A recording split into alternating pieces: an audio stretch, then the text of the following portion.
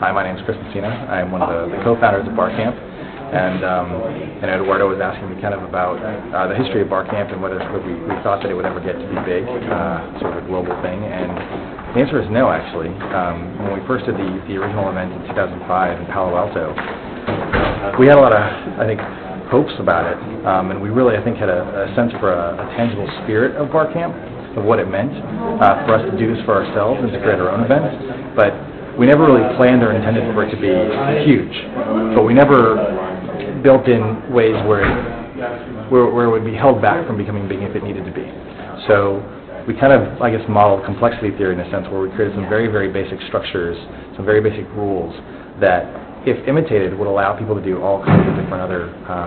similar events. And what I think has happened since is that people have really recognized that in this world, at least, where we are today in terms of technology, that you can actually create your own solutions, your own events, your own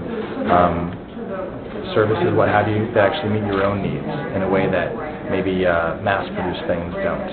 And I think that that's really, the BarCamp is kind of like the tinkerer spirit being put into a collaborative event and a space, a very safe space that allows people to have, to really represent their passions about things and to not feel, ashamed about it or whatever, and sort of come out and say, look, I'm a big geek and I love these things and I want to talk about them and I'm passionate about them, and I'll spend all day and all night, kind of like talking about them and encouraging other people who have similar hopes and passions about these things. And since then, I think that we've built up a very good distributed community where you can go almost anywhere in the world today, and now Ecuador is going to be one of those places where people can have some idea of what BarCamp is. It's not something that everybody knows about, but that's kind of one of the nice things about it, that it's sort of a mass underground phenomenon, and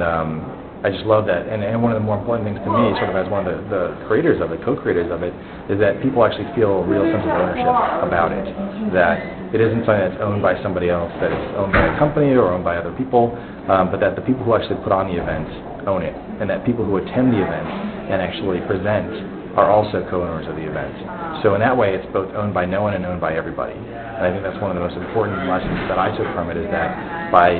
disaggregating and spreading ownership of it, the idea has lived on much longer and with much less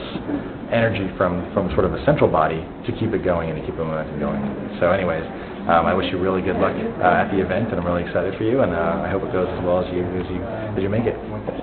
Thanks. Hello to Ecuador. Yes, hello to Ecuador. Thanks.